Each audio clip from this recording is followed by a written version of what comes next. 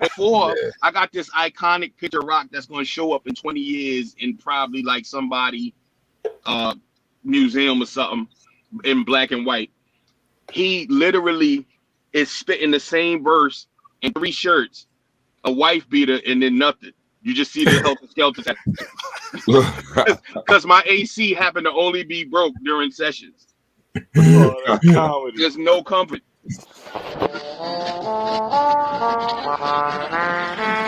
Beat it up.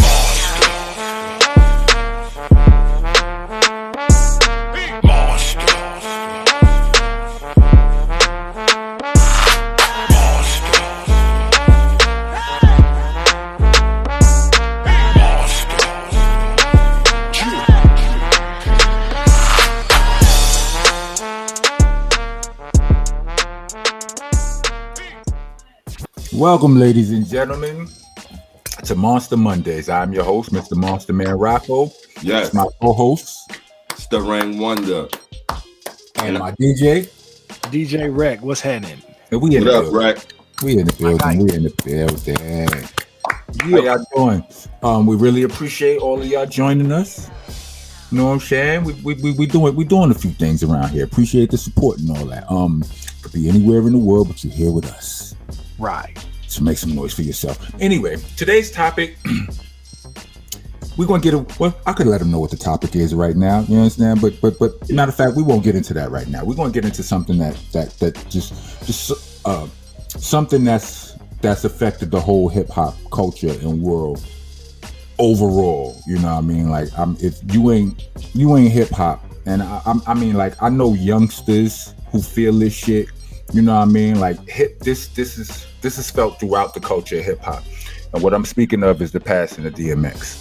Yeah. Salute to the dog. Salute to the Dark Man X. R.I.P, S.I.P, all that stuff, man. For sure. DMX was, we spoke about, I don't know if I don't remember which episode we spoke about it on, but we spoke about like how the game always, like, hip hop always tries to pretty itself up, right? And then at some point, somebody comes along and they with all the filth. They were all the grit. They were all the hardcore. They were all of the aggression, all of the bars, all of the hip hop, right? And it turns the industry on its head. And everybody's talking about, that's right, the real shit is coming back. The real shit is coming back. This shit happens every several years or whatever. And like I said, one time it was 50 Cent, right? Right now it's Griselda and them, you know what I mean? But before them, it was DMX. You understand what I'm saying? Because DMX, his rise was like right after the boot camp rise. And the boot camp's rise was right at the same time of Biggie rise. And you see the game was prettying itself up around that time. And the boot camp, we lost that battle. The game got pretty. You understand what I'm saying? It got pretty while we was gritty, and it just was what it was, right? Then no shiny suit, camouflage. We wasn't with all of that right there. You understand? Camouflage didn't make nothing shiny. You understand what I'm saying? So we couldn't, you know what I'm saying?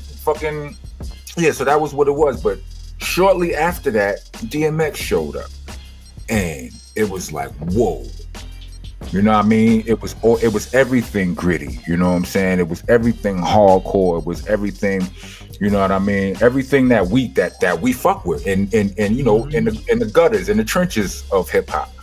You know what I mean? And he never really changed. Like, I mean, only thing he added was his spirituality in his music. You know what I mean? And you know, which in most black people in the hood, spirituality lives.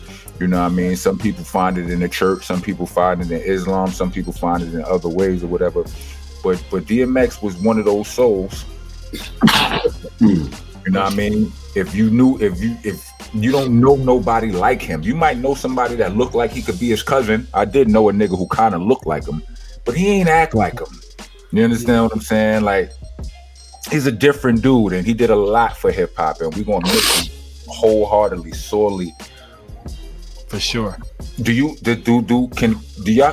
care to share your favorite songs, your favorite DMX songs? I think mine, I'm gonna start. I think of all of them shits, I think my favorite one was Stop Being Greedy. Go. That's dope. That's dope. I don't know right offhand what my favorite DMX song is. It's so many. I was a huge DMX fan.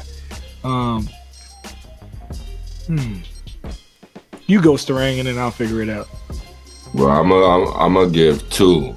I'm gonna give Fallen, and I'm gonna give Let Me Fly. Those joints is dope DMX joints, man. Yeah, and I'm slipping. I'm falling. And it's because in those joints, I see who DMX is. Like, it's his personality. When I see him doing the interview, when I see him on TV, these joints embody like who he is, what he say in these interviews, what he say on TV. DMX, I put him in. Listen, probably the top 3 realest niggas ever to do some shit. And what I mean by that is not niggas that shooting niggas or cursing at niggas, but niggas that's they self, niggas that know who they are. And DMX, you never see him wearing a big ass chain. You don't hear him talk about Bentleys. You don't see him pulling up in Bentleys. Like, this is what I mean. Like, what he say is what he do. And a lot of rappers is not like that. You know what I'm saying? Sure. Like, you know what I'm saying? If I wasn't a fan of his music, which I am a fan of his music, but if I wasn't, I would definitely be a fan of his personality, because his personality is transparent, is everything. Is everything, you know what I'm saying, you want to see in a star. You know what I'm saying? Usually stars are the star in their own movie all the time. They're always getting the girl. They're always on top. They're always doing something. They're the ones doing the shooting, never getting shot. You know what I mean? At DMX. DMX tell you DMX will tell you he's taking drugs. He'll tell you how it feels to be trying to get played. You know what I'm saying? I even put Eminem in this category, but DMX is definitely in this category also. You know what I'm saying? Guys, Sean Price is in this category. Guys that tell you that they're broke. Guys that tell you they didn't get the girl. You know what I'm saying? And it's hard to do. I love that. It's hard to do. You know what I'm saying? People look at you a certain way. And DMX has sold millions of records, man. So for you to sit there and not get this big ass Bentley or this big ass gold chain, it's like, yo, he's one of the realest. He's on my realest nigga category, man. Like, I don't think we could be on doing a hip hop show and not mention the fact that DMX put out 2 platinum albums in 1 year. Like you just gotta, you almost have to mention that. Like, ain't nobody do that. You know what I mean? Like, nobody was doing that. Like, he was. And not only that shit is work. Like, people don't know how much work that is. Like, like, listen, I started off going to the studio and Rock up. I don't know if Rock feel like this or not, but it was fun at first. But then when you go there and you start getting into this stuff is work. Like, I'm not a studio person. When I go in there, it's work to me. I'm not having fun anymore. You know what I'm saying? So for a person to put out 2 platinum albums in 1 year, you know what I'm saying? That means he probably was in the studio every day that year. You know what I mean? Whether you're mixing or recording or whatever you're doing, you know what I mean? And it's and that sort of accomplishment takes a dope support system. That means, you know, from the people that you're working with to your family too. You know what I mean? It counts. Like, the people, if your family, like the people around you, meaning your family, they have to allow you to be successful as well, or you have to say fuck them. And most people ain't able to say fuck them. Who's going to do that? You're going to put your family first, and a lot of people weren't able to reach their potential because they put their family first. I mean, I'm proud of them. I mean, salute to them. I'm just saying that's just the dynamic of this shit, right? Because this shit take you out of the house. It take you away from your family on holidays, on all this kind of shit. You know, and not only that, a lot of people lose themselves in this shit. You know what I mean? People who sell records like DMX, people who's famous like DMX. Like, listen, man. And not only that, for another perspective, for me, it's like, DMX was famous, you know what I'm saying? He had a drug problem. So DMX is looked at differently. But it's like, it's a lot of people. This is what I see. This is what DMX, like, this is what he made me see. There's a lot of people that's just like him who's not famous. Facts. Out in the world, you know what I'm saying? That needs this attention too also. A lot of people that's not famous that we look at and we look down on these people, man. Just because they're not DMX. Yeah, and doing the same thing DMX is doing. I mean, did y'all hear the interview he did recently, where he talked about how he got originally like addicted? Nah. Yeah. I didn't see that one. Yeah, it was wild, man. It was a very sad story. It's a crazy story. It's foul. Like, basically to give it to you real short and quick.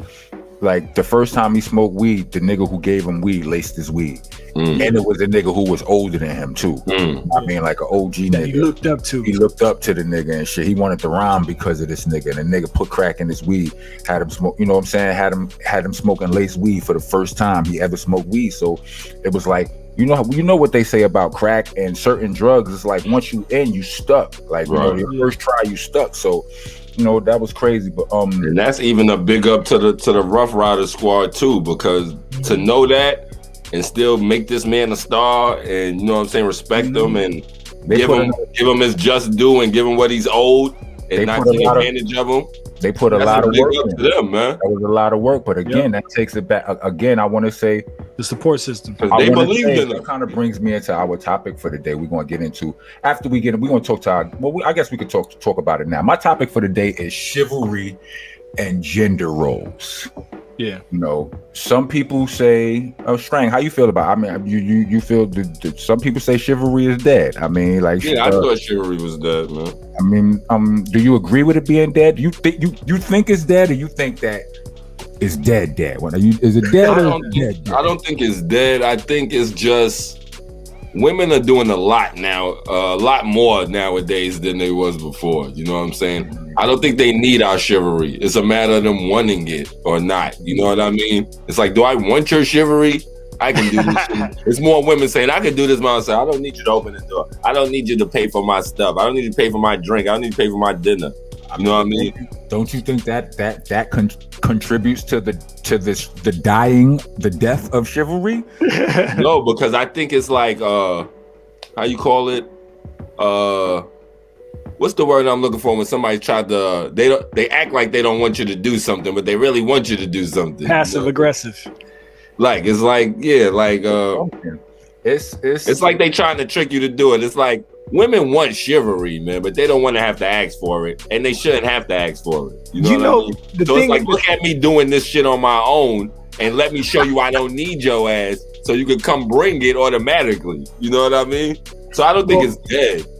Because I think it's a lot of guys trying to show you, like, hey, I can do the chivalry. Just chill. Just let me get there real quick, baby. All right, let me get there. Let me get to that door. You're walking too fast. You know what I mean? I feel like partly that that being chivalrous, it depends on the woman, because you could technically be looked at as a simp. You know what I'm saying? Like nowadays, if you was to do all these extra things to be chivalrous to a woman, and that ain't really what she about, you know what I'm saying? Like, so it kind of just depends on the type of women you go after. I'm saying, well, I feel like this. I got a lot of female friends. I didn't used to always say that. You know what I mean? I didn't really realize how many female friends I had, because we look at women, we came up looking at women a certain way, like, they can't really be your friends, not platonically or whatever, but like, I fuck with females heavy because they were, in a lot of ways they reliable. They'll jump, like, you get locked up, you call one of your homeboys, he gonna smoke a blunt first, right? Basically, women just care more. They care more. So, or maybe they just care different. Because think about your homeboys. Like, we know the system. We know you ain't leaving that precinct for the next 17 hours while we rushing. You understand what I'm saying? But the female, the woman, she is like, she might not know that system. She might not know those nuances of the system. So you want to see her at the precinct through the glass. You know what I'm saying? Bringing your change, bringing you change to use the phone or whatever, picking up your belongings or whatever. And even though you might not necessarily need that, but you appreciate that. You understand what I'm saying? And to look out that little slither of glass, she can't even come visit you in the precinct. You just in the precinct. But you can look through the little bullet, the shit, the cell, and you see her, you hear her voice, and you like, all right, yeah. You feel that? You understand what I'm saying? That's a good feeling and shit. You know what I mean? niggas don't do that, you know. But like I said, they know you can't say they wrong because they know you ain't leaving. They know once you get to the precinct, all right, he gonna be in the precinct until at least tomorrow. Then he gonna go to Central Bookers. Then he gonna go to what's his charges? Oh, he gonna get an ROR. You understand what I'm saying? and the nigga know that. All right, we'll find out find out what his bail gonna be, and then hit us. Yeah. That's what they're gonna say to your wife or to your sister or to your homegirl, whatever, you know, because it's gonna be her that is, you know, she's about that, you know, she loved differently. Yeah, you know what I'm saying? No, so, that's true. I think that's true, man. Now that you explained it, man. Yeah, like she loves differently, and the information is different. You know, she know, you know, the males know that particular system a little bit better because they've been through it. Black males getting locked up for being black in America. So you know, we know that system a little better than them. But they be coming through. You understand what I'm saying? At the same time, they be like, you know, like does that fall into gender roles? Like, I wanted to talk about chivalry and gender roles because, like, if chivalry means that men are supposed to, if chivalry suggests that men are supposed to do certain things for women, we can't ignore the fact that men expect women to do certain things as well. You know what I mean? But we living in a time where men be cooking their ass off. You know what I'm saying? Niggas, hell yeah. You know what I'm saying? I mean, in the house. Yeah, I mean, it's you know, some people would tell you that the best chefs in the world are men. You know what I mean? So why is it that we always expect our woman to cook? Yo, that's crazy because I was actually in the hood last week and I was talking to this guy, my little man LBV, and this guy was saying like men dominate women in damn near everything. So I had to mention some stuff like women is better than, and tell him like that's not true. You know what I'm saying? Women do this, women do that. But he's like, well, mostly men dominate in everything. Women need men. And I'm like, nah, like men need women also, man. Like it's a lot of shit that men can't do without women. You know what I'm saying? Absolutely. I mean, I think would have a hard time doing. Exactly. I think ain't Serena, well, now that little the other little young lady or whatever is the best tennis player in the world. You know what I'm saying? And I'm sure they're better than a lot of men that tried to. They're better than a lot of men. But I've heard people. I don't know if it was Skip Bayless. I don't even want to put this on him because I don't know if it was him, but it was somebody that was saying that it was one of those dudes who was a fucking hater, you understand? Yeah. And he was just saying very matter of fact, like it ain't even no question. If you put Serena up against one of the best tennis players, she gonna get killed. You understand what I'm saying? And I don't know. I don't know tennis like that. You know what I'm saying? Yeah. I know some basketball. I know some. Listen, B. I was just about to say that. Like, why is sports like golf and tennis men don't play women? I don't know, because that's one that is technically an even playing field for real. Right, it's hitting the ball, man. Yeah, especially golf, right? Like, right. I don't think I need to fucking be able to bench. I don't think if I could bench press 200 pounds, that's going to make. Or 400 pounds, that's going to make me a better golfer. Right, golf is a smart sport. Yeah, you don't need to be really strong to hit the ball far. You just got to be strong enough, right? Yeah, like, and then you got to aim and shit like that, you know, all of that. Yeah, B. But let's talk. Look, all right. So let's talk about a sport, the NBA and the WNBA. You know what I'm saying? Like a lot of people, you know, like I mean, I don't think men can play with women, man. All right, or vice versa. Why? Because they perverts? No, that's probably part of it. They're stronger. It's like football. You wouldn't put women in the football field with men. No, I wasn't going to suggest that you could do so. that. It's the same thing with basketball. That I agree on. I mean, most of the times we are strong. That would be, you know, that. There are some damn good women basketball players. Right. Man. And I know a girl. Matter of fact, I don't even know this girl. I just follow on Instagram. She be out, but she's been posting videos of her busting niggas' asses in high heels. Oh yeah, that's what I was gonna say. It's like, can a professional woman go out and bust niggas at the park ass though? You will bust niggas at the park ass, probably. Like that's what I want to see. You know what I'm saying? With a professional WNBA woman go out and bust niggas who think they nice in the park ads. Like, I would want to see that. Yeah. We need to send one of the professional women. Right. Don't say nothing. Just to the rocker. Let her go give out some work or something. Right. Yo, we might have to do that for our show, man. We might have to do that. That's ill. Don't tell nobody. Just put the good out there. See how much ass they bust. See what happens, man. Mm-hmm. And then we can get to the bottom of this, man. Mm-hmm. Yeah. But there's some damn good women basketball players, man. Yeah, that's a Skylar Diggins. I was watching the draft last night. Oh, yeah, she's dope. I was watching the draft last night, man. They got girls that's coming in the league now that can dunk. Yeah. It's an African girl who plays in Finland, but she's from the Sudan. She's dunking with one hand, two hands. Like, it's gonna keep elevating. Like, you're gonna see these women play like dudes, like 20 years from now. Like, I don't doubt it. It might be quicker than that, bro. Yeah, I don't doubt it. Like you remember how long it took? All right, like Michael Jordan, them niggas wasn't making, the eras before, they wasn't making as much money as they making now. But It's like everything we got to a certain point and shit just got accelerated. You understand what I'm saying? It's like where we think they may be in 20 years, they may be in 5 years. You never know. You know what I'm saying? Right. If the world stopped fucking hating. You know what I'm saying? It's like basketball. It's like everybody talk about Bill Russell, Wilt Chamberlain. What they don't tell you it was only 8 teams back then. Right. Okay, those guys probably could win 20 championships. And you know what else? And you know what else? They started it, and back then they wasn't getting paid that much money. Right. You know what I'm saying? Michael Jordan was the first person. I think the first person I want to say that to get paid like $20 million for a year or something like that. You know what? Now look at this joint. No. Yeah. You know what else? He was getting $150 million for 3 years or something like that. You know what else they don't tell you though? What? They never tell you that Reggie Miller could never beat his sister. Right.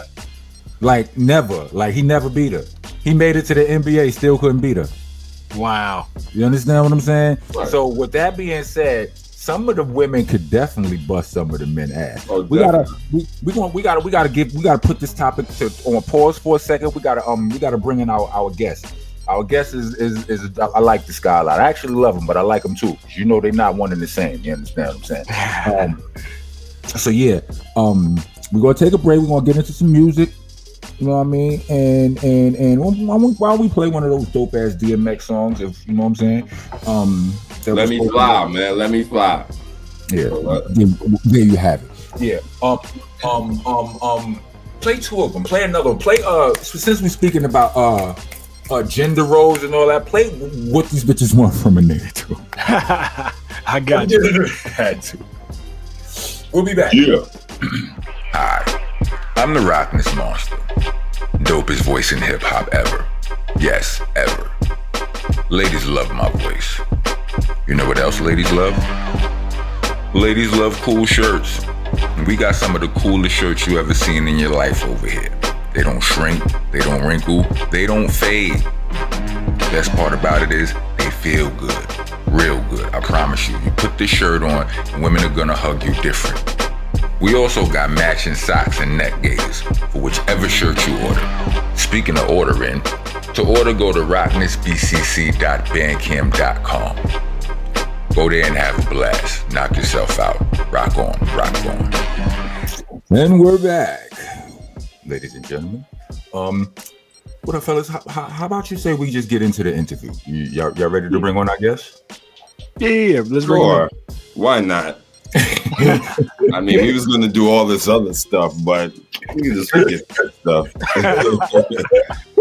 You know what I'm saying?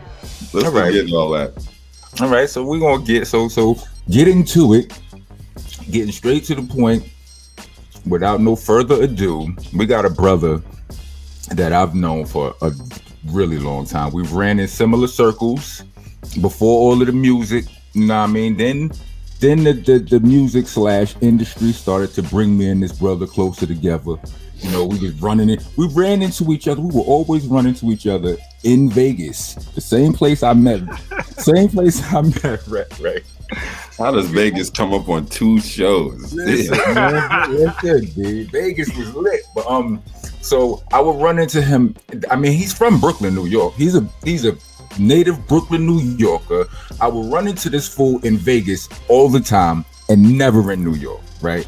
And then finally, I believe we met before that at an underground function. We was, oh my God, like I'm dying to know who the guest is, and you're just dragging it out, and you're talking, and I think you're about to say the name. You say something else. He deserves all of this. He deserves, because people need to know how important this man is to me. This man done jumped in front of a police's nightstick for your boy. You understand what I'm saying? And took lefts and rights with the light stick. So excuse you, Mr. Starang Wonder, if I want to give my man a little bit of extra, you understand what I'm saying? But with no further ado, I'd like to bring on my brother Mike Handz. The mastermind. Mike Handz. Them Records. Brooklyn Night. Y'all? Welcome, Mike sir. Y'all, we in the building. How y'all doing, man? Good being here. Good. What's up, Mike Handz? R&B eating, My guy. So what's been going on with you, brother? I don't know. I'm saying I don't like looking at myself right now. I feel like I see this COVID working on me, son. I got to get outside, start dogging during the interview. I don't like what's happening right now. But everything good, man. Like, just trying to, like I told him earlier, man, trying to keep one foot in front of the other, trying not to trip. Taking it day by day out here right now, All right, well, I want to get straight into this since Strang act like I can't, you know what I'm saying, do the things I do. You know what I'm saying? Get straight. Why don't you I have a in my mind, we call you Mike Handz for a reason, and it's because you do mad shit. You understand what I'm saying? It's like you got 20 hands. Why don't you let some of the people know? Why don't you let the people know some of the shit that you do? Or all of it, if you got time. Primarily, I've been a menswear designer for like 25 years. That's my trade. I do illustration and design, graphic design work. So everything from logos to branding, the marketing packages. That was my day job for a long time. Then, the music has always been there. I've been in and around music since very young. So that was always the undertow, no matter what. That was always my personal goal. But when you had kids all your life, you had to figure out how to make $1 out of 15 cents. You know what I mean? I got like my oldest daughter, like my age, but that's different.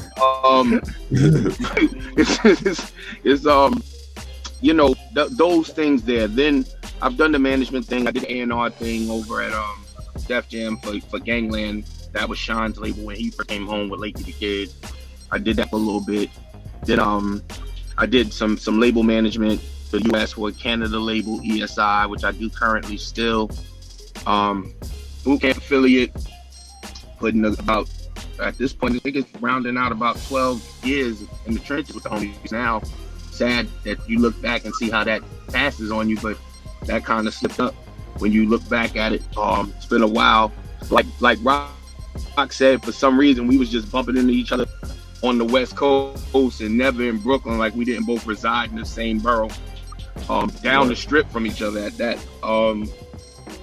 It's just so much, man. Like, it's kind of always been a find a need, fill a need, and it was either wait until you had the money and you could afford what you was trying to do, or learn to do it yourself. And that's kind of why those other things happen. I own a clothing brand, Sneakerhead NYC. We just launched a production and manufacturing company called Threads and Sewing and Threads, where we now offer manufacturing and production for small brands and merch development artists. So that's all we do there. Like, if you need design services, if not, if you have your own designs, because we have the relationships with the factories overseas, now we'll produce your goods for you. So that's pretty exciting, and it's been taking off pretty quickly. So that's an awesome situation. We picked up Mike Geronimo as a client. We picked up Fredro and the new Onyx jackets for the Ewan release. We got that. We doing some stuff for Nature. So it's a few things going on there. So, just trying to work, man. And then, me, I'm trying to start slow with it all. I'm not trying to overwhelm myself like I did when my friends and family was telling me to slow down. You're doing too much. So now I'm just trying to pace myself and do what I got to do till it's over, then move to the next thing. All right, Handz, listen. I'm new to the podcast game and all this stuff, all right? Mm-hmm. But answered almost all my questions I was gonna ask. The way this works is we ask the questions, you answer, right? My bad, you can't be doing that stuff no more, man. That's my fault. I asked him. I tried to stop you. I'm like, That's my fault. I take the blame. I asked him a loaded question. You know what I mean? Because the brother does a lot. You know what I mean? Let's talk about your rap shit. The shit that we pros at. You know what I mean? All right, before we get right there, let me just go ahead and plug the fact that Relevant Magazine actually drops in May too. So we got that drops. Say that again. Relevant Magazine, it drops in May. So we've been cooking that up since January, finally ready to go to production the end of this month. The first 1,000 issues will be in the world the end of May. So all right. So now the rap shit. All right, to the rap shit. How many projects you got out? 4. 4? Yeah. So say you ain't know. Say you ain't know. Is that the first one? That was the first one. When was that released? That was 2012. Okay. Then you have after Say You Ain't Know, we did Blacklist Part 1. That was Rise of the Daywalker. Then you had Hell on My Back, Heaven in My Wake, which was the third one. And then we had the Prelude, Tired of Waiting, which dropped. So those 4 are out there, but now we have Golden Era Timeless that's dropping in May as well. So this is the 5th joint. That'll be the 5th, and then Blacklist 2 is finished as well. So that's sitting there waiting. How many of those albums am I on? You're on 3 out of 4. 3 out of 4? In fact, I'm lying. You're on 4 out of 4. All right. So you're on Say You Ain't Know. All I know is Handz could literally on every goddamn thing. Listen, look, let me tell you, Handz could 4 out of 4. He could really go in his basement and put together a Rockin' Handz album without me laying down no more new verses. That's right. I can go to sleep now and he can do the album himself with all the we got joints. Yeah, absolutely. And then if I want to play a full jack move, I got so many sessions he did buy me for features for other folks that I could do that tub and just pull verses and he'll get he did. So being that I engineer, I engineer, but I can't say that with capital letters. So use all lowercase letters because we're on the call. So I engineer all lowercase letters. So I got a lot of session work. Hell, I got session work on string too. So I got joints in there. I stopped recording at Handz crib so much because you know what I'm saying. I became the president of the Bad Back Association, and the chairs in his crib ain't got no back pieces and shit. No back support. My space is conducive. Yeah, I've been to Handz crib, man. That's true. Look, my space is conducive to work. It's not for chilling. Standing on the mic.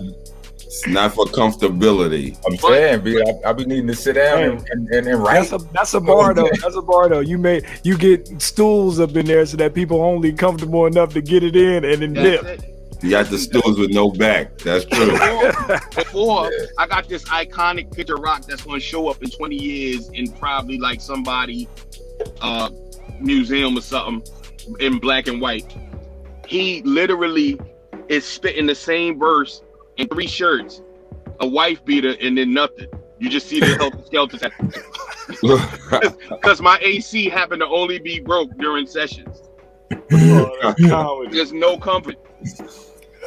But no. So just a heads up though, the new Carnegie Deli situation is moving down into the basement where I'm at. But I'm finally getting the back room in order. So we're building that whole back room out just for the studio. So there'll be a booth in there, and yes, I'm putting the couch in, so it'll be a little bit more comfortable. All right, now we talking. Tell us and the people how it is to run with a legendary crew, man. Because I don't think a lot of people know who you run with, know who your crew is. What's crazy is it's funny that some that's come up in an interview before. They was like, some people are kind of lucky enough to get associated with a legendary situation, and then some people happen to become associated with 2. In my case, I had to literally figure out how these interviews gonna go so nobody think that I've abandoned ship in any particular fashion. Mm-hmm. So what people don't realize is Duck Down is the label associated with boot camp, and then boot camp is the family. So boot camp is my clique all day. That's my fam. But I didn't have a situation with Duck Down, so nobody was putting Mike Handz records out with me. Yeah. So I had to figure out my own label scenario. So that's when I got picked up by Eric Sermon with the Def Squad situation. So now in my interviews, Def is the squad, but boot camp's the clique. So that's how I give it up, so everybody understands that's just what it is. He did a boot camp deal and didn't even know it. And what was crazy is, and Rock will attest to it, Rock got a whole project under his belt already since I did the deal over there. And what's crazy is that's the one thing Eric said to me. He was like, yo, listen, he gave me the flash drive. He's like, yo, bring your flash drive. He put like 30 beats on it. Then he sent me the Rock room. Rock put like 10 beats on it. Then he sent me the Top 5 room. Ty put like 10 beats on it. And then Sickness. When it says Rock, when it says Rock, he means Rockwilder. Rockwilder. Yeah. And then, you got Sickness and Books and the other producers there. Everybody threw like 10. He said on my way out the studio, and I need you to bring your whole team with you. So I knew what that meant. He wasn't talking about your mans in them. He knew exactly who he was talking about. Right. So it's a blessing, man. I'm gonna be honest with you. Boot camp, like y'all, it's ironic that when I hear the story, and the beautiful part is I got to hear the tale of boot camp from all 8 of y'all. Y'all all gave me your rendition of, and it's funny, like if I could have really recorded all of them, it's interesting to hear each of y'all answer the same questions totally damn different because of vantage point, right? And but I feel like I probably have one of the most concise visuals of what boot camp actually has been and actually is, right? Because I got it literally from 8 horses' mouths. But in that equation, boot camp was the perfect name because it was like the training ground for each of them. You know what I mean? So for me, if I didn't get nothing else out of the boot camp association, I got that because these are some critical individuals. We gonna train. You know what I'm saying? Yeah. They critical, and they ain't got no problem vetoing a whole bar or a whole verse. Like, nah, not that one. Rock told me one day, yo, bro, I just need you to not sound like you're gonna say huh at the end. I'm like, what the fuck? But I promise you, everything that came after that was hooless. You know what I mean? Sean, rest in peace, Sean.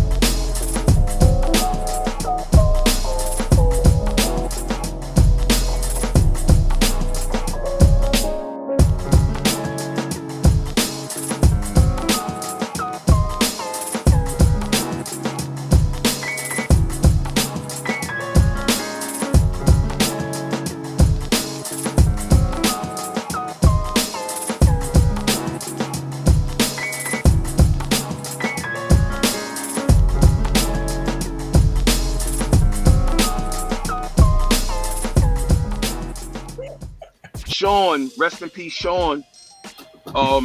Sean literally called me one day. Like, I asked him for a feature like 78, and he never really got back to me. But we was always equally cool. But he ain't get back to me on that verse. He never mentioned it. It ain't come out. I didn't realize how to bring it up because I'm like, okay, I know I asked him.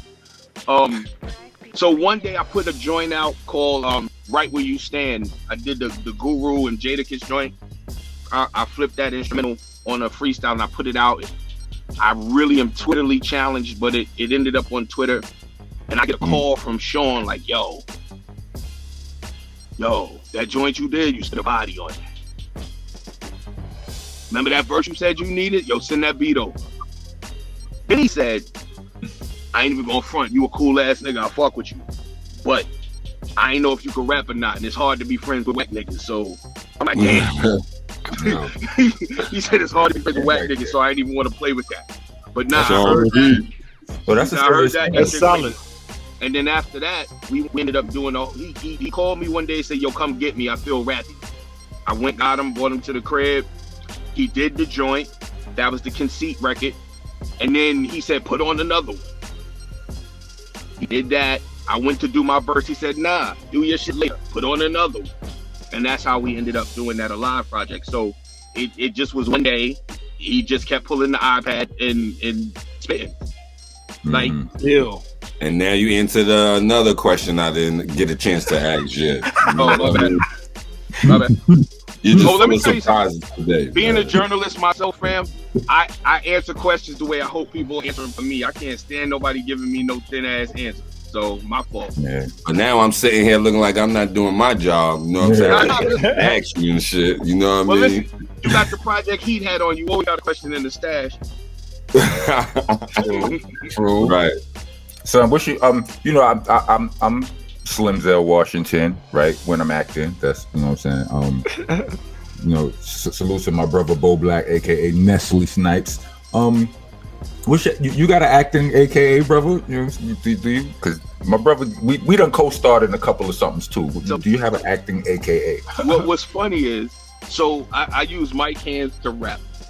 Mm-hmm. I use Michael Handler to design. So if you look through my design history, it's such and such by Michael Handler, but it's still Mike Handz, right? And then acting, honestly, I just use Mike Handz because I need all the promo on this rap shit I can possibly get. So I don't really fuck with that too much. So now I use Mike Handz across the board. I just go by my old stripper name, man. Slim with the tilted brim. You know what I mean? Slim with the tilted brim. My point was Samuel Marlboro. That was my shit. You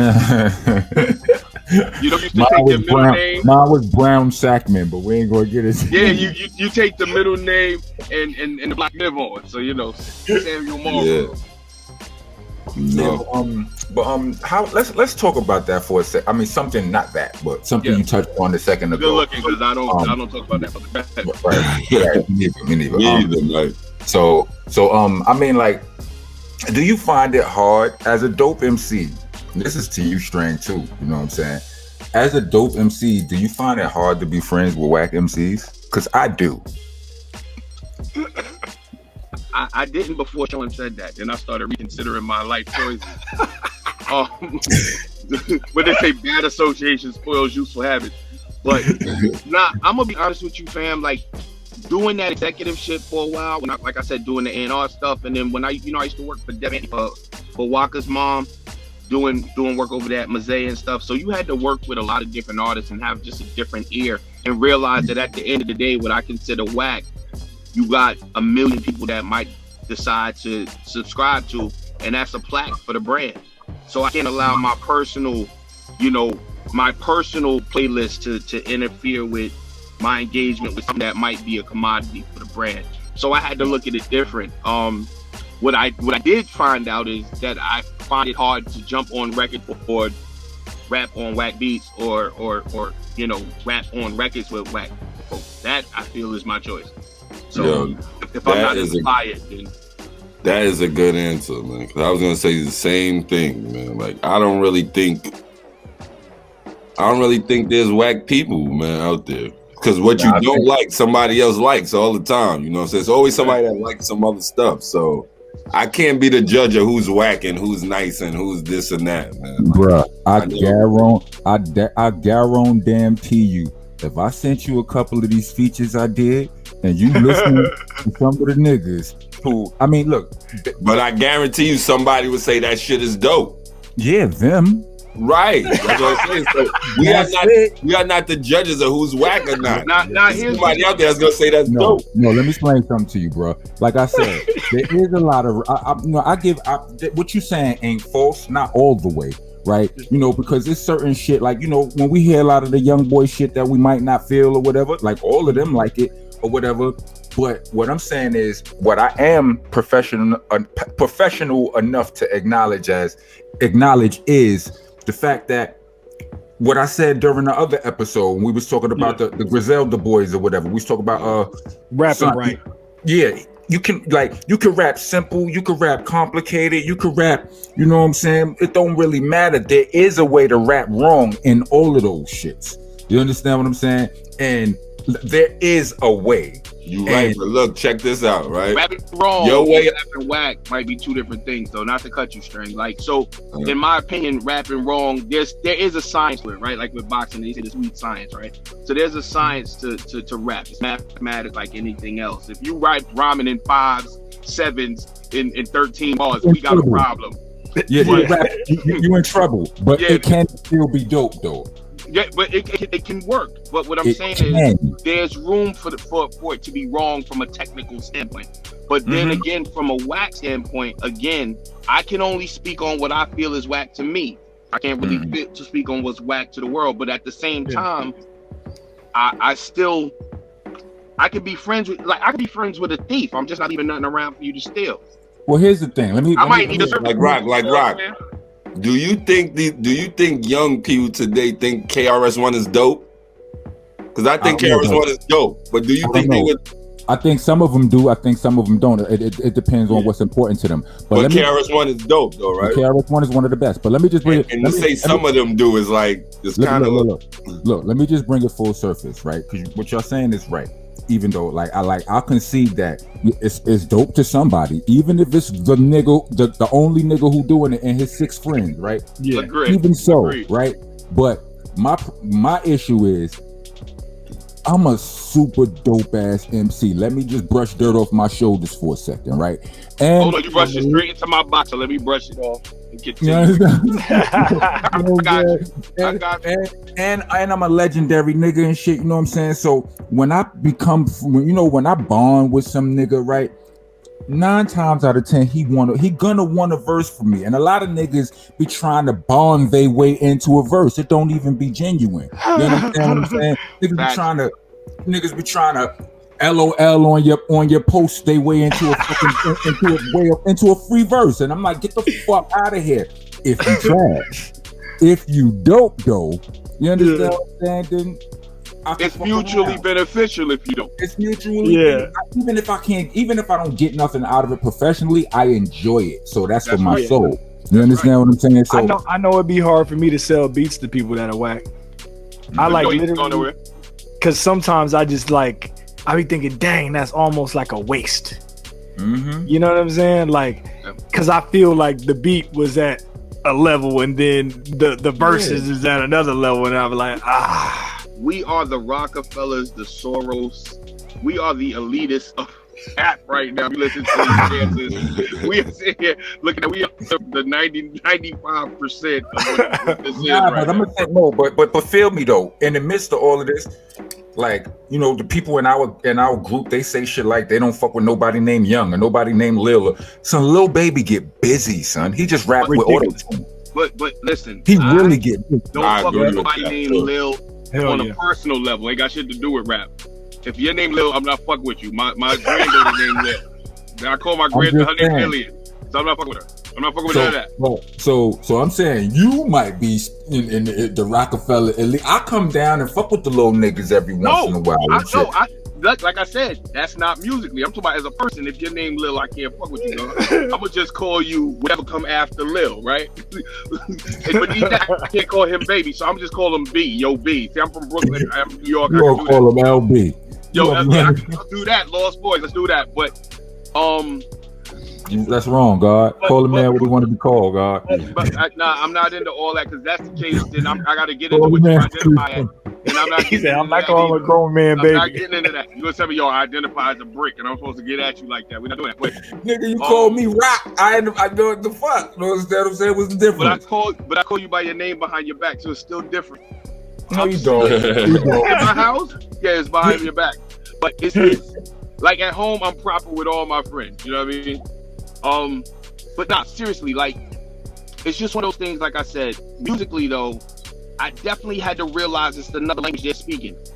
So it's not for me to all the way understand it. They're not speaking to me. If I can decode everything they saying, it doesn't apply to me. They speaking from the standpoint of they don't have bills and mortgages and limits on disposable income and things of that nature that I do. They could be hot, 23 hours out the day on a different level. high, all capital letters high, and don't have to deal with what I got to deal with on a day-to-day basis. But they're talking to those that do relate. So I can't. That's like me listening on their conversation, and then saying that they wrong for what they saying. Like they not talking to me, right? So I feel sometimes like I'm minding their business when I tune in, but at the same time, you remember back in the days when we used to go in the cereal box, and you get the red glasses, and you look at the back, and all of a sudden you see shit you ain't see without the red glasses. So I feel like we wear a certain pair of hip hop lenses, and if we take the glasses off, all that shit behind the red filter we would not see or see. You know what I'm saying? I think we look at that shit from the wrong lens. You know what I mean? I've learned. That's a dope analogy. Wait up, Rock. Let me say this too, because I was talking about something yesterday, right? We was talking about education, man, and it kind of applies the same way. Kids do math and shit different today, man. Facts. The math that we do is nothing. It doesn't even exist. Yep. You know what I'm saying? So if you can't get a grade for it. Right. If you try to show some kid what you knew back in the days, man, they would look at you stupid like, no, that's not math, man. They never did that. Like penmanship. We learn how to write script. That's nothing. That's nothing to they don't even teach that right now. They don't respect it. They don't know nothing about it. Listen, I've learned. Let me tell you something, right? And a lot of people used to it's a couple of rappers, right, that me and Ruck used to debate with all day, right? They used to be like, y'all niggas is crazy. Me and Ruck thought Flow Rider was dope, right? Yeah. I listen, right? And that's not to say that he ain't, but I know that a lot of people who love my bars probably think I otherwise, because they've said so to me, in debates or whatever. But we thought Flow Rider was dope. I thought Nelly was dope. What I've learned over my hip hop career and listenership, of fanship, and doing the shit, it's like, yes, some people are whack, but a lot of dudes, like especially from our era up to like the early 2000s, you didn't get in this game and be trash. You understand? You might have came in and you like, I might not fuck with what you do. Like that might not be my brand of shit. But all you gotta do is, if you ever sit down and take a real walk with them in their music, figuratively, and just get in the zone with them, you realize that a lot of these niggas is dope. You understand what I'm saying? Like it's just a matter of preference. You know what I mean? It's a way you from it. So here's the thing when it comes to that, right? Like before there was a standard before even being able to release music. You know what I'm saying? Like you got to think even when it comes to like R&B singers and all that stuff or whatever, right? Back in the day, there was never a whack R&B artist really to come out because of the fact that like you had to perform a certain way in the studio in order to get the music done, and then the label had to put the music out to everybody to be able to hear it or whatever, right? With how everything is now, with everybody being able to release their music independent, cats just release it right out of their bedroom. So there's no real quality control. So sometimes people come out with music before it get a chance to be dope. Look, I'm gonna be honest. I was gonna point out the fact from a production standpoint. The record could be trash, but it was clean trash. The production was clean, the vocals was clean, the mix was clean. It was pristine garbage. Now it's garbage. You know what I mean? Because I had somebody that I did a record with as a feature, and they was like, "So you gonna mix it and master it or something?" I'm like, "Or something." What do you mean, or something? Or there's a choice there. Like, how will we finish before you mix and master the record? I mean, think about the trash. What's the trashiest car in the world? What's the trashiest car you could think of? Whatever it is, it still sells. That's right. You understand what I'm saying? Right. It's still sold a bunch of models. It's still like on the market. We wouldn't have heard of it. You know what I mean? Exactly. Right. To Mike's point, like you got to think, me being from the West Coast, right? Back in the day when Wu-Tang first came out here, we were like, damn, like none of those beats are quantized and the sound quality is all bad, and you know what I'm saying? It took a little while before I started really knowing their sound and starting to get used to it and hearing the real dope bars on it started making me like, yo, this is hella dope. Even though it's weird and odd for myself, because on the West Coast is all live instrumentation, super musical, all that kind of stuff or whatever.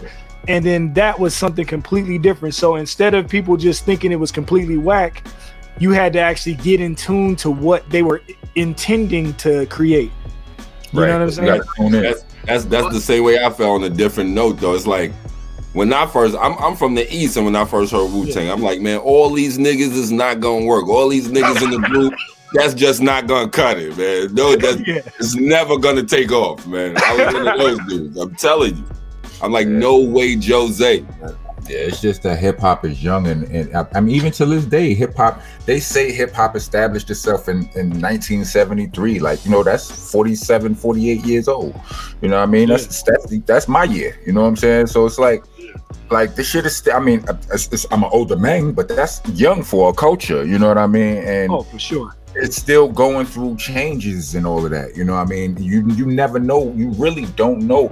I mean, a lot of people in our generation and or before are real closed-minded about, where it is. You know what I'm saying? But you just got to understand. Think about it. Hip hop is it's more people that are hip hop than there are Christians, possibly, and or any other. A lot of Christians in hip hop.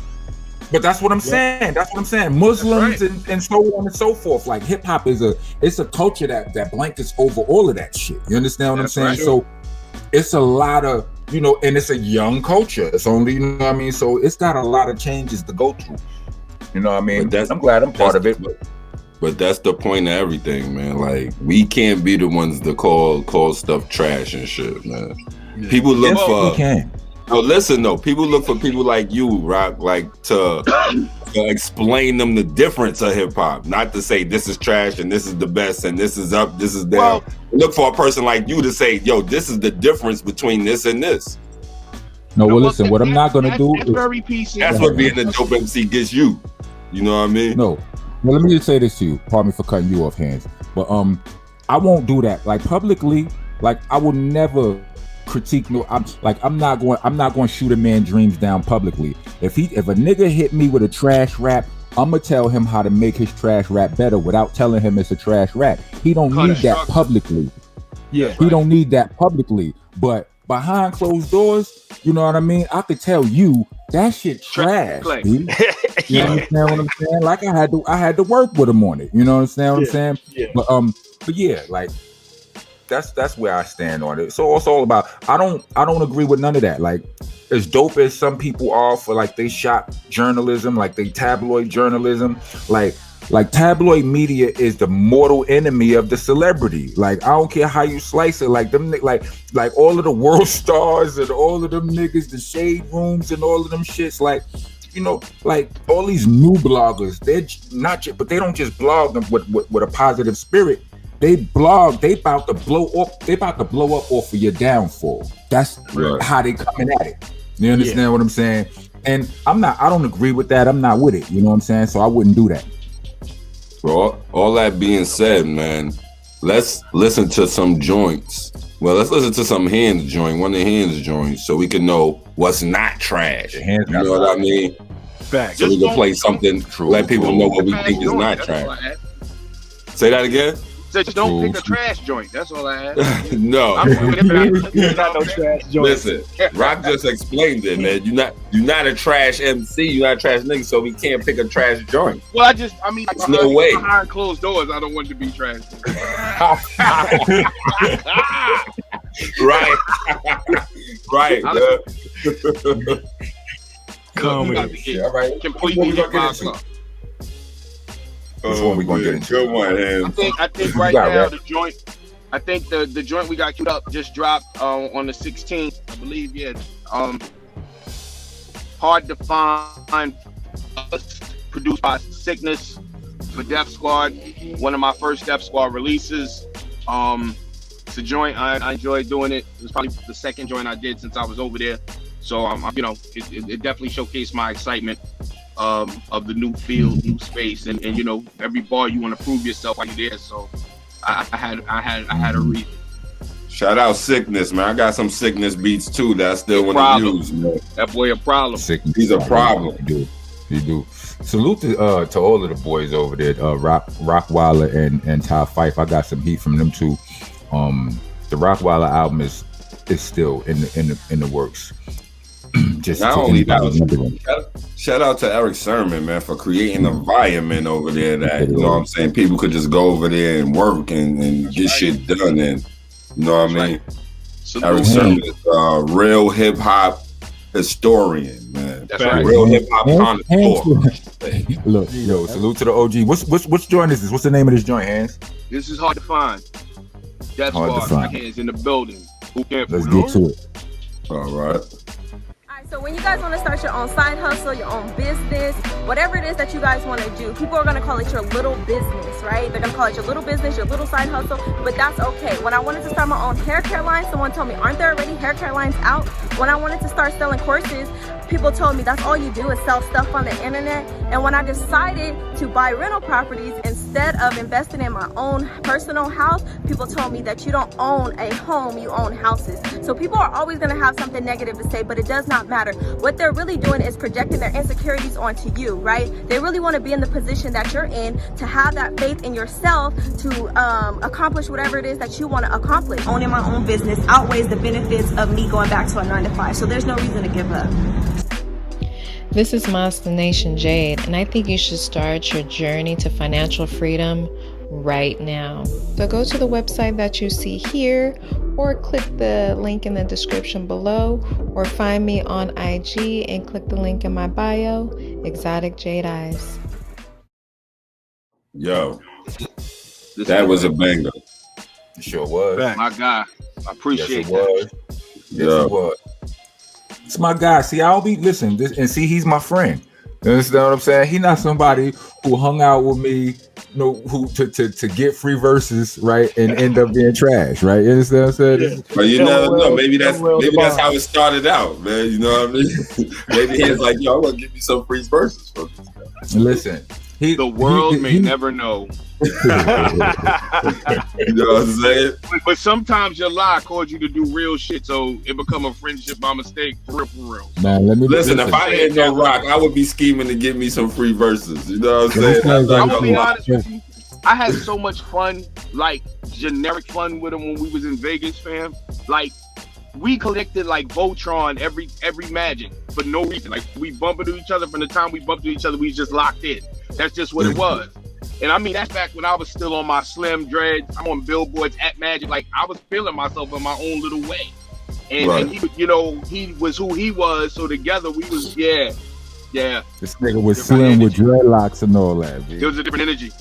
Yeah. Like, I wasn't even hollering at bros. I was just pointing. Like the bus doesn't go by. Yeah, that guy. Hey, what's up? How you doing? Mike Handz, I gotta salute you, man. Like, you know what I'm saying? Everything, listen, out of everything you do, man, this is what I can say about you. And this is the God's honest truth, Mike. I could be down to my last dollar. Nobody don't know it, nobody nothing. I get a fucking phone call from you. No lie. This happens to me at least 3 times, Mike Handz. I get a phone call from you talking about, yo, I got a small bag for you, man. I got something for you, man. You don't even know. Nobody even knows, yo. I'm telling you. I be like, damn, I need some money, man. I get a call from Mike Handz every time, bro. You get a call from Mike Handz handing you over with a bag. With a bag, don't lie.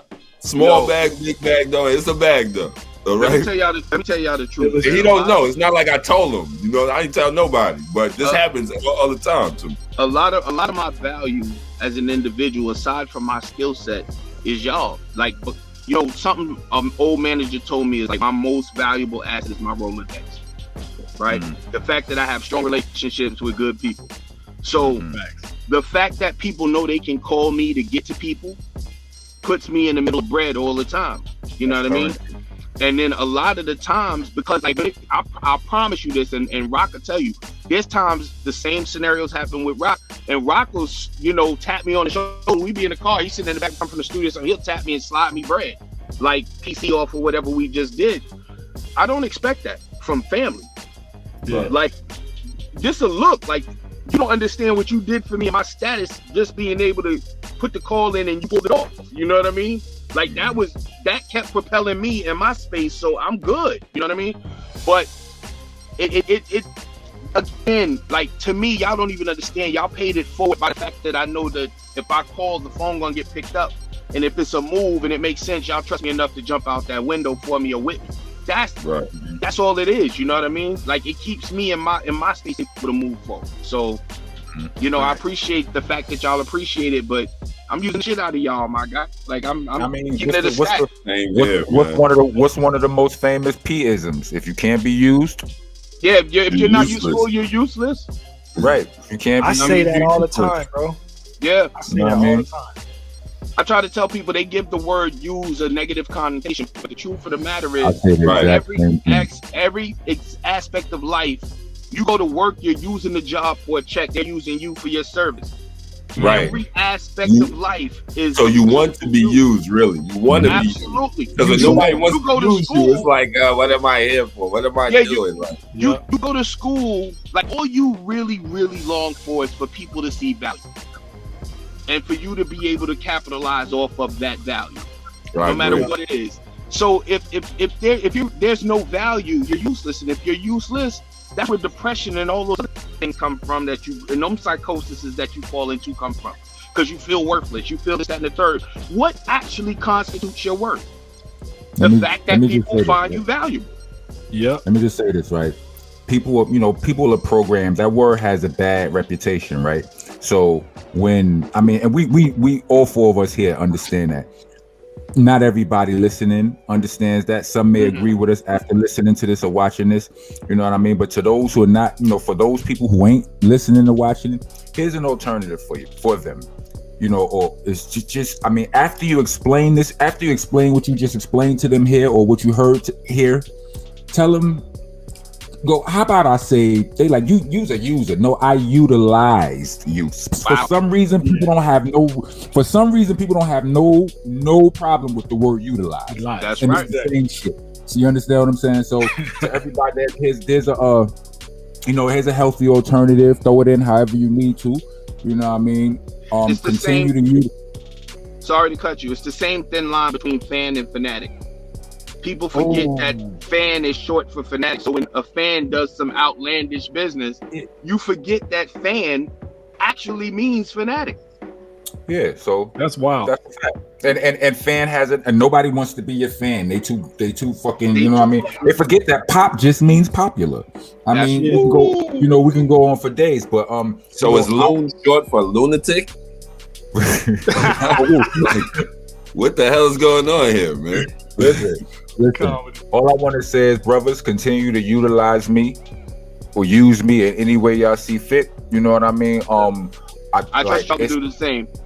Like real talk. It's like if what Cameron said and paid him for. He's like, what the fuck good is having soldiers if you don't use them? Yeah, you know what I'm saying? So that's the thing. People, we all know. I always say this: there's no such thing as independence. Really, you always getting help from somebody. You always using somebody for everything. Somebody is printing up. You using that algorithm somebody else made, motherfucker. You understand? Get used to the fact of that we are a community and we're going to use each other and you're going to be used and love each other. You know what I mean? It sounds crazy, a hardcore rapping in the Rockness Monsta telling everybody to love each other and all that. But it is what it is. It is. We're gonna wrap it up. Mike Handz is one of the most loving brothers I know. Good brother. Yeah, you know what I mean? My guy. Man, heart been in the right place ever since I met you. Continue. It's Stay still up, bro. It's still 898 on that boxing machine, though. Yeah, bro. Get it funny. Don't think that love Mike, up on. Before you go though, man, let everybody know where you at on Instagram, on the Facebook, or Twitter, whatever you got, man. Let them know what you're doing. So you got Mike Handz everywhere, MICHANDZ everywhere. But the new MikeHandz.com is just now finished. I haven't done an official launch, but it is up. So MikeHandz.com is there. You can check that out, see what the facelift looks like. You can go to Sneakerhead NYC, SNKRHEAD NYC.com. We did finally we had to drop like 3 racks and change the vibe, but we got the Sneakerhead.com finally. So you don't have to have the NYC on there no more.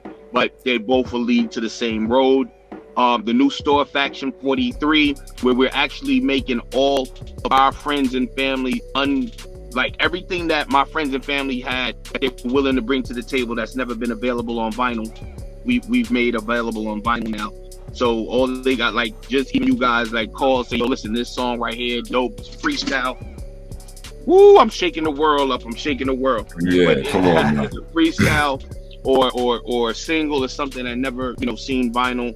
We got a drop ship one-off type situation where there's no minimum, and it ships straight to the customer. So that's dope. Ew. So we're setting that up. Like I said, we have a production company, Relevant Magazine. We just picked up Warner Brothers as our lead advertiser, so that's super dope. So we got some things going on with that. So look for that. And I'm just out here, man, trying to stay healthy. I gotta say this too, man. Listen, I've been wearing your shit, man, on other shows and stuff. I should have wore it today, but I need some more sneakerhead gear, bro. The summertime flex is ugly right now. So when you come down and we work on what we got to work on, when we work on it, just pick something up, take back, same way you did last time.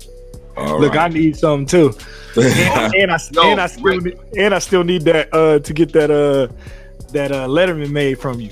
Oh, listen, like I told you, like now we officially have a hub for that, but we good on that. Let me know when you're ready. That's a go. Like the cook up is moving right now.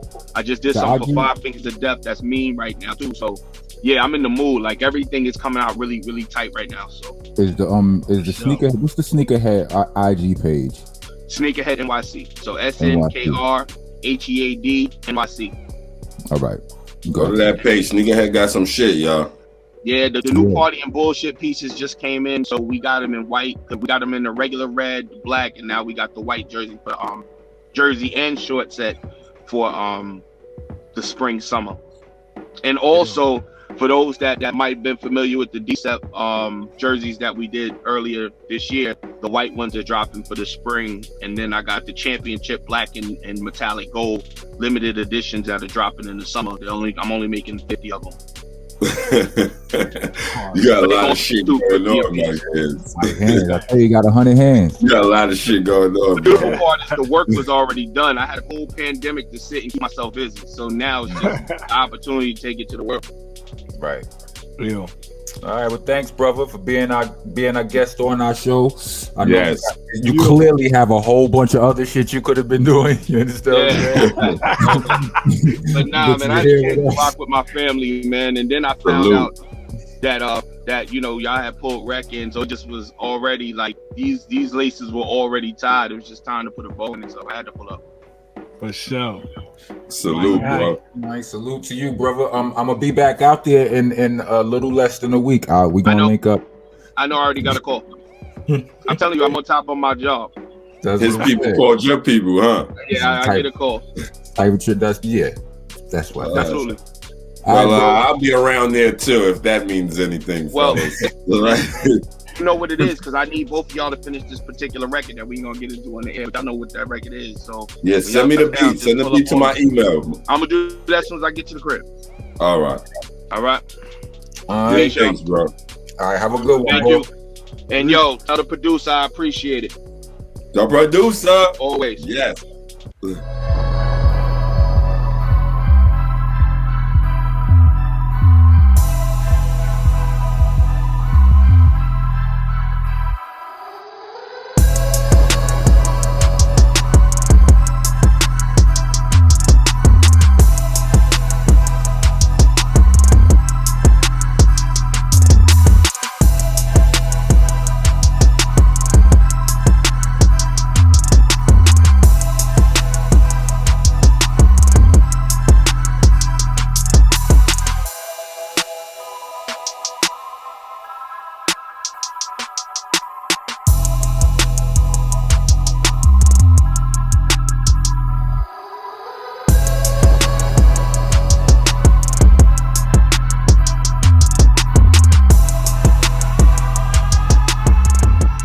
We're back.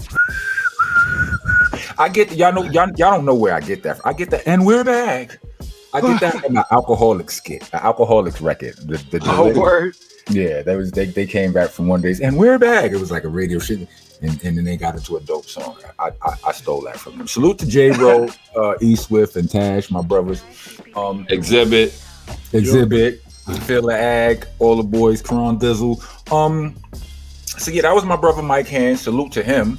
You know, yeah, big up Mike Handz, man. The man with 1,000 hands.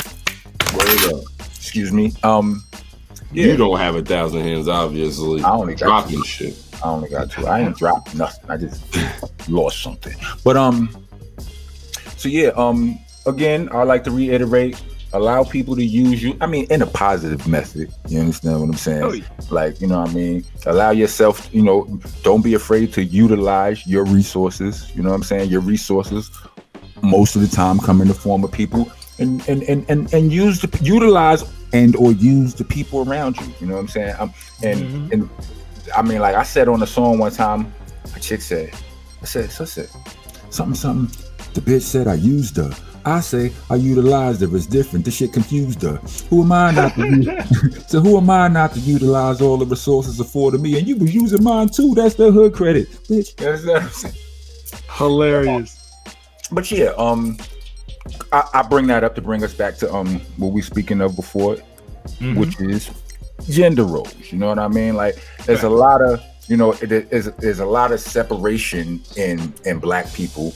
You know what I mean? And I say that, you know, people always be like, yo, we don't, you know what I'm saying? You don't see white people doing that. We need to do better and all that. But it's because we were programmed to do worse. You know what I'm saying? Like we were brought up thinking like all kind of negative little drops of negativity seeds dropped in our, you know, in our foundation that got us not trusting each other, you know, hitting shit that we supposed to love, valuing shit that we ain't supposed to value, and this, that, and the third. But you know, it takes a village. We have to utilize each other. And with that being said, I feel like I don't know if I necessarily agree with gender roles, but I feel like if they work, they work. Like when they're working, you know what I mean? I feel like people should do what they're good at. You know what I'm saying? And if I'm not good at cooking, so I would, you understand what I'm saying? Like that's what I believe too, though, man. Right. I believe, like, listen, man, like, I don't think people nowadays even care about gender roles, man. Just like what you said, I believe, yo, you good at this, I'm good at this. We just put our powers together, you know what I mean? And that's it. We go Voltron, we move this way, man. Right. I think society cares. I don't think necessarily like people themselves care. I think that in public people care. You know, like for instance, right? Because I do music, you know, I'm the stay-at-home dad, quote unquote. You know what I'm saying? Because I have like all the free time to kind of do whatever I want to do or whatever, right? So I'm always the one that goes and picks the kids up from school. I'm always the one that goes grocery shopping. I'll have the kids with me or whatever, all that kind of stuff, right?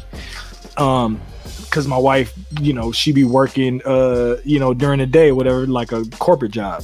You know what I'm saying? So I wonder what most people believe when they see me doing that. Like, do they look at the situation like, this nigga, so, you know, his wife is up there supporting him because he's, you know what I'm saying, over there at the house with the kids. You know what I'm saying? Like, they don't know I'm over here really working too. Or they could be like, he's such a good dad, because you know we stereotype not to, you know, Black men are stereotyped not to be in our kids' life. So, you know, they fucking running around giving us applause for nothing. You understand? For doing. I mean, listen. What is up? Right, giving you applause for some shit you got to do anyway. Some shit you're supposed to do anyway. Right. Like, it's crazy. What our parents think. That's what counts. That's how you know what everybody else gonna think when you see what her parents think. Oh, what her parents think? Yeah, her parents. Oh, your wife's parents. You know what's so wild though is in the beginning, I don't think my mother-in-law knew what I did for real. You know what I'm saying? So then she would be like, when is he gonna, like, you know, get a real job type thing? Real job, nigga. You know, like, come bring you the paper and shit. Like, there's some jobs they delivering pizza and shit on 19th Street. Yeah, like she's like, what does he do exactly? Is he like, you know? So, but I mean, you know, of course, people see that I'm, you know, successful in what I do, whatever. I'm like, you know, I've been doing it forever. So, you know, of course, I've heard a lot of comedians say, and I've felt this throughout my life, and like the women I've been with and shit. Like a lot of comedians talk about this shit. They be like, "Yo, your woman can't stand to see you relaxing." Like, you know what I'm saying? Like if they came, like, you know, they just did, you know, all of the things that they do, you know, women's work is never done type of, you know, air quotes and shit. You know what I mean? All of the shit that they do, raising the child, cleaning the woo woo woo woo woo. And you someplace chilling, it irks they fucking nerves. And I had a woman tell me that shit before. But here's the thing, my thing is this. Look, a lot of times, like, you know, I personally literally work all day, just not straight. Like, it's not just a straight vigorous, I'm at a desk all day, but, you know, it's my process. You know, you gotta live to create, because you create, you know, what you creating is based off of your life, the information you intaking and all of that, and the third, conversation. One of these episodes will probably end up in the show. You understand what I'm saying? That's how I'm always working like that. But it don't look like that to somebody who's, you know what I'm saying? Exactly. So, you just laying there doing your 1-2, and that's how you get inspired, and they're not feeling that no kind of way. Yeah, exactly. Let me find something for you to do, and you like, bruh, ma'am, I was doing something. Like, nigga, you was on Instagram. Yes, I was. You understand what I'm saying? That's part of it right now. Yeah. Did you see this meme? It's a bar in this meme right here. What the fuck is you talking about? Yeah, you know what? So being a musician, right, and an artist, like y'all are artists, whatever, right? So do you feel like because your job seems so simple to the naked eye that that you got to kind of overcompensate for what your, you know, wives or girlfriends would think? Yes. Yeah, I feel like I do. I feel like I have to give. I feel like I have to give a lot. And what I mean by that is I have to show a lot to be like, hey, this is what I'm doing does. You know what I mean? I have to show them like, this is what I do and this is what it brings to the table. You know, say, look at this and look at this. So I do feel like I got to do that a lot. You know what I mean? But I actually dibble and dabble in both worlds. So. Oh, okay, yeah, of course. You know what I mean? I find myself, when I say I overcompensate in the way that I do shit that, like, I find myself doing, not all the time, but I find myself doing shit that I know I don't want to do. And even though, like, the average man would do it, fuck the average man. I ain't the average man, B. What you mean? You gotta specify that. Like, stuff you don't want to do, like what? Like shit, like for instance, B. Like, when I make up a bed, I'm doing it for her. I don't give a fuck about my Right. Yeah, that's true. I give absolutely no fuck about that. But I'm doing it because I know that's what, you know what I'm saying? That's a her thing. She like, she needs for her. She like made up beds, right? Yeah, she like made up beds. Made up bed. You know, that's better for her. You know, she don't trick. You know, not, you know, some people like shit in a certain order, and if it ain't that way, it drives them crazy and shit. But me, I'm like, you know, like I like my own type of order, and that might not be it, but I'm like, and your order might be no order, right? Order and chaos. You understand what I'm saying? Yeah. You know what I'm saying? Yeah, absolutely. Nah, that's a good one. You're right about that. I find myself doing that too, man. Give a fuck about making up no bed. I don't give a fuck about making up no bed. Listen, when I'm in my bed, when I'm in my bed, and if I'm home by myself, I will get a whole quilt and sleep on top of the bed just so I can get off and just get up and just do this to the bed. Straighten it out. You know what I mean? Word up. Because I don't want to do all that bullshit. You right about that, man. You know what I'm saying? So shit like that, you know, certain shit. Yeah. You know? But I don't think it's stuff that women should do or men should do, man. I think whoever does it, does it. You know what I mean? I'm not putting a thing with a woman, and I'm not putting a thing with a man. Shit is like totally different nowadays. I respect that. That's why I say whatever you good at, Like, I'm not going to never ask another person to write my raps. I'm not going to never ask a person who's not as strong as me to lift nothing heavy. I'm not going. You understand what I'm saying? That's what I'm saying. If I thought my woman could lift a car or something, I'd be like, yo, lift that car, babe. Let me get this shit from under there, man. If she could do it and I can't do it, I wouldn't feel no way with letting her do it, man. Bro, yeah, but see, you know what? That right there is a confidence thing. Men that are confident don't really care. We don't care. You know what I'm saying? That's true. That's true too. If you're hella insecure, then you would feel like, oh, I gotta do it because I gotta lift that car. I gotta lift the car because my wife. It's gotta look like I'm the strong one. Right. Bro, let me tell I gotta open that pickle jar. You know what I'm saying? Hell yeah, right. Listen, if my wife had a black belt in karate, she'd be my bodyguard, man. Right? I wouldn't feel no way about it. Right? I wouldn't feel no way about it. True story, bro. Like when I used to like my ex, she fuck with cars. You know, she know how to fix shit and all of that. So I would be someplace stranded. Like my truck would break down, have a little. If she needed to come get me, she needed to come get me. Goddamn it, I don't give a fuck. She come. But the question is, did you feel a way about that? No, I didn't feel no. Right. I would literally be daring and dying a nigga to say something. Like, you know what I'm saying? Dare nigga. She opened up the hood. Hold on, you gotta. Wait up, but look, did you used to walk to the front and stand there and look like you knew what you were seeing?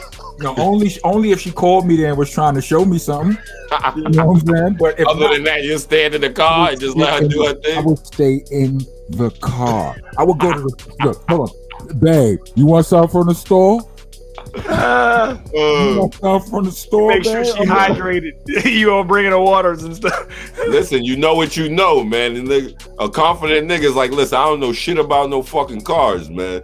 Are you thirsty? I'll go get you some water.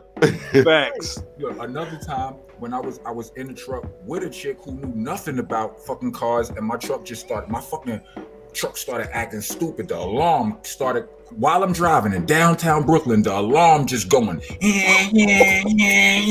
You know my license is broken half. What the fuck we got? So I had to pull this shit over. You know what I'm saying? She can't help me. I went on fucking YouTube and found out some shit. That way, you know, it was on me. We ain't have no choice. You understand what I'm saying? But if somebody is there who is better at it, then by all means, you do it. I don't care if you male, you female, you short, tall, alien, fucking Martian. I don't give a fuck.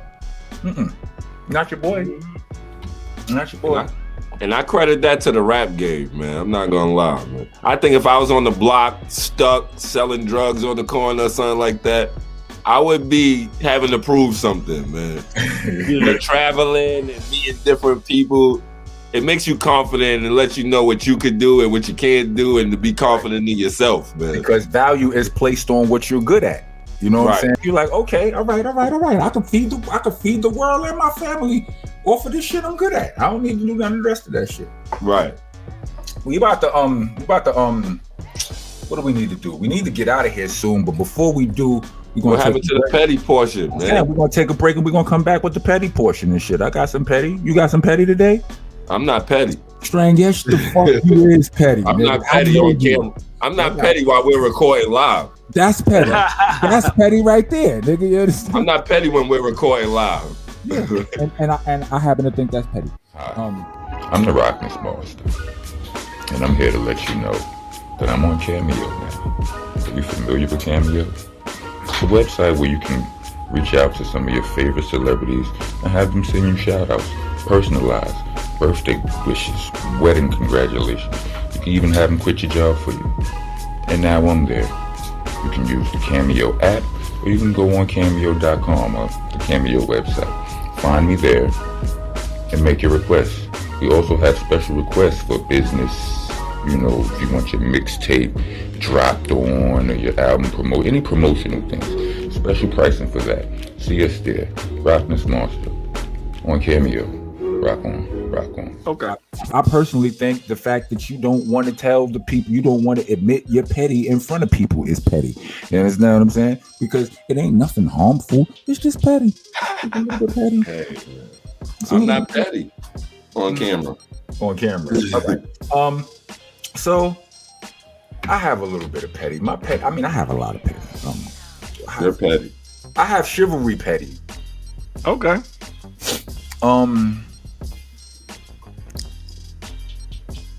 I don't mind opening doors for a woman. You know what I'm saying? It could be, it doesn't even have to be my woman. It'll be a stranger. You know, you get to the door first.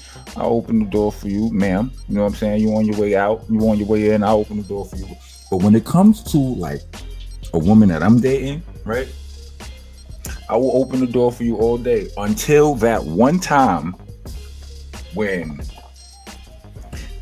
we getting out the car or whatever and we go into the door. Like, you get out the car first. I done forgot something. I had, oh shit, I left my phone in the car, right? I go back to the car, grab my phone, right? And I walk to said restaurant or door or whatever place we going in. Mm-hmm. If you standing there waiting for me to open the door for you, like you couldn't open the door for me, the buck stops there. Yeah, we have a problem now. I'm opening the door for you when I feel like it. Like I don't think that's petty. I think that's downright rude, right? On your part, man. All right, I'm right. That's fine. You said you couldn't open the door for me. That's what you said. Yeah, you couldn't open the door for me. Like I went back to the car. What's that guy on the wire, man? What's that guy on the wire? He goes, shit. I could have went back to the car. Because you forgot your purse. I could have went back to the car for anything. It don't matter to you. You don't. You gonna stand there cold or whatever. You know what I'm saying? It's like. Not something about that rubs me the wrong way, and now I feel away. Okay, now I can't be treated like a king the same way you could be treated like a queen. Now, what if she had just walked inside without you? Would you have felt? Would you still feel the same way? Like, what if you literally went to the car to grab whatever, and she just opened up the door, went in, and just now you had to just walk in and open your own door? I don't think I would feel a way about that as much as her standing there like a princess in the palace, waiting for me to, you know what I'm saying, like this. I mean, I don't think there's nothing wrong with that, man. I feel like she should feel like a princess in the palace. I feel like you should open the door, all right? Okay. Because, like he said, you know what I'm saying? She could have just went in without you, man. She stayed there to wait for you. You know what I'm saying? So opening the door is a small thing. Now, what I would say is I might do that, and if a girl say, hey, you know what I'm saying, I'm not worried about that, I can open the door myself and all that, she'll be opening the door for herself. But if she's waiting there for the door to be open for her, she could at least get the door open for her, man. Oh, right? Okay. See, chivalry is not dead, sir. Right. You the ones, you said chivalry is dead, and look, I said I thought so, yeah. You know, I'm saying it lives in you. But exactly. Me, fuck that shit. I'm not doing it. I feel away, and I don't care if you feel like I'm petty. God damn it. That's why. There you have it. That's why it's part of the petty portion. It's my petty portion for the day because I know it's petty, but I still feel the way I feel. Fuck that. And there you have it, ladies. Don't date Rockness Monsta. You won't get the door open for you. Okay? Yes, he thinks you will. You're acting like a princess. You're not listening. He's not telling you the whole story. He will get the door open for you, but if what makes sense at the time is for you to open the door for me, for you, yes, for yourself, for me, all of that. Like I got bags. Fuck, come on, don't play. Like, open the door. Hilarious. It's all good. Like it's all good. Like people, equal rights and all that shit. You know what I'm saying? Like gender roles. You know what I'm saying? People do what you're good at. That's what you're good at. I mean, you're able to do it at that time. You can do it at that time. It helps. See, I don't have a problem with that kind of stuff, right? But I hate it when you're walking to the door and somebody that was there right before you lets the door swing all the way closed. Now you gotta reach to grab the door hand when they could have just held the door open for you when you're like right behind them. That stuff pisses me off. If that's not the pet to the T, okay.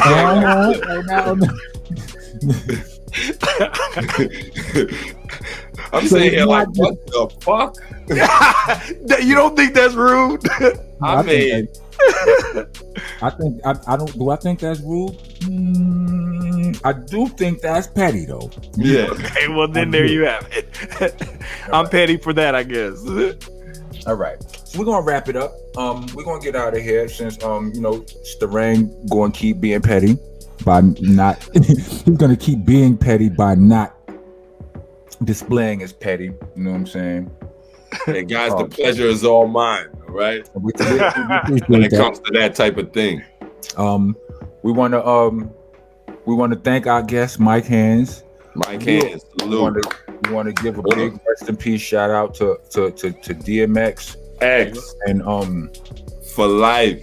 Salute my condolences to the Rough Riders, to D Block, to his family, his children. I know they all feeling it over there. Son was a very big spirit. When you lose this, it's different. You know what I mean? He was a big. His spirit and his personality fill up a room like not everybody don't have that. So I know they going through it. You know what I mean? Salute and love to them.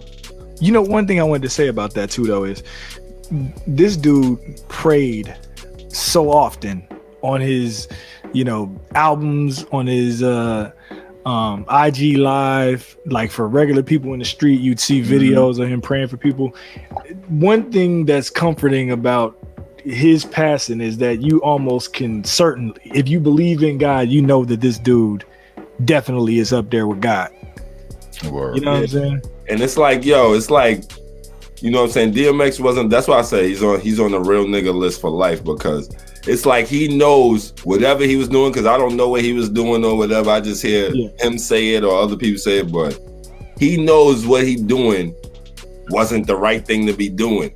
He knows he probably didn't want to be doing that. You know what I mean? So he always did stuff for people and prayed and stuff like you said.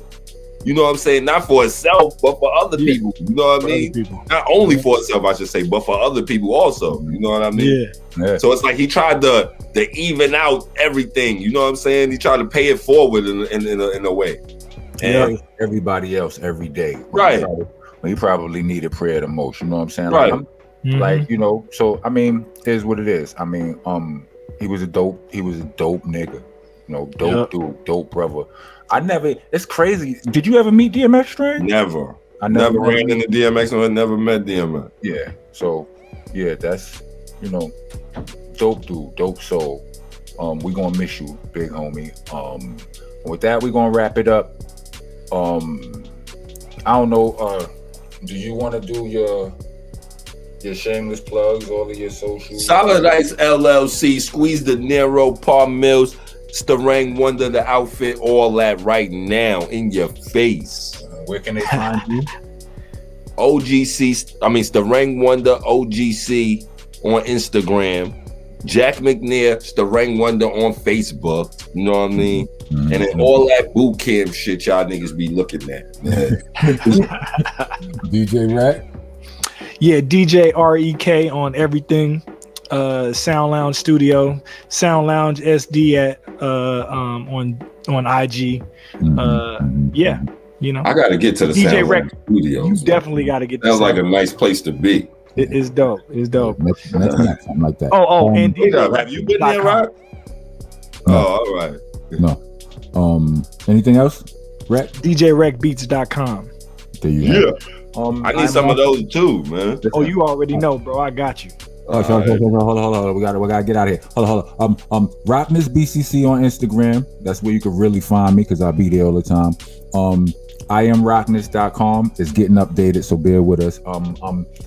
Rock of Helter Skelter on Facebook and _Rockness_ on Twitter, and on YouTube we are it's Monsta Nation, not we are, just Monsta Nation on YouTube.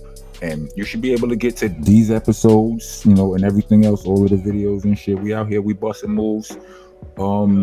Salute to our producer. Salute to Black League Entertainment and AO Records, Delicious Vinyl and Dash. Yeah. Cue the credits.